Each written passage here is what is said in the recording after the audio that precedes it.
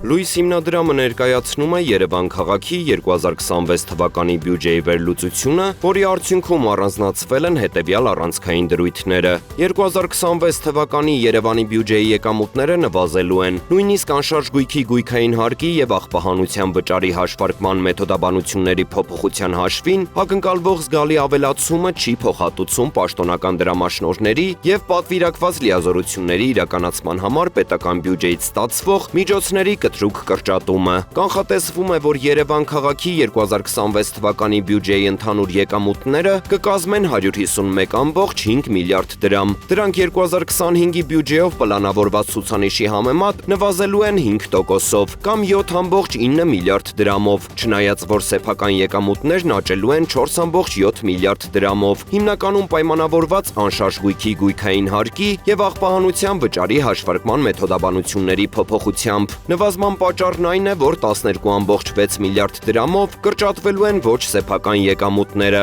Պաշտոնական դրամաշնորհների եւ պետության կողմից տեղական ինքնակառավարման մարմիններին պատվիրակված լիազորությունների իրականացման ծախսերի ֆինանսավորման համար պետական բյուջեից ստացվող միջոցների ընդհանուր գումարը, այսինքն ոչ սեփական եկամուտներից չափազանց մեծ կախվածությունն էապես սահմանափակում է արդյունավետ տեղական ինքնակառավարում իրականացնելու հնարավորությունը։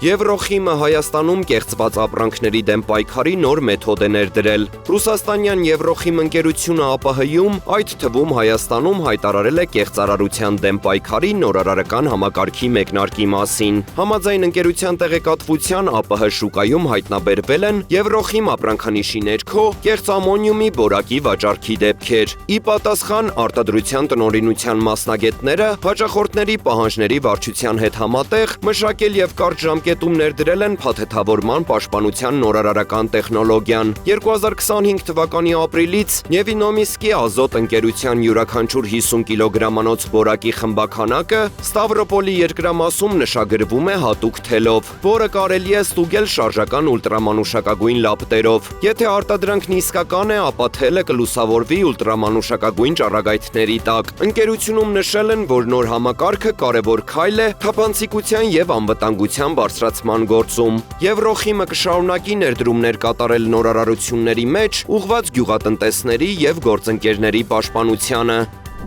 Սույն թվականի դեկտեմբերի 24-ի հանրային ծառայությունները կարգավորող հանձնաժողովի նիստում քննարկվել եւ հաստատվել են հանրային ծառայությունների կարգավորման պարտադիր վճար վճարողների 2026 թվականի անվանական կազմի, կարգավորման պարտադիր վճարների տարեկան դրույքաչափերի եւ պայմանագրային եւ տնօրինելի հզորությունների վերաբերյալ հարցերը։ Մասնավորապես, հիմք ընդունելով հանրային ծառայությունների կարգավորման պարտադիր վճարների մասին օրենքի պահանջները, թվով 33 կարգավորող ընկերությունների համար սահմանվել են կարգավորման պարտադիր վճարների 2026 թվականի դրույքաչափերը։ Հաշվի առնելով Հայաստանի Հանրապետության էլեկտրաէներգետիկական մեծածախ շուկայի առևտրային կանոնների պահանջները, հաստատվել են Contour Global Hydro-Cascade, Arm Power, Հրազդանի էներգետիկ կազմակերպություն, Հրազդջեք ընկերությունների եւ Gazprom Armenia ընկերության Հրազդան 5 կայանի 2026 թվականի պայմանագրային եւ տնօրինելի հզորությունները։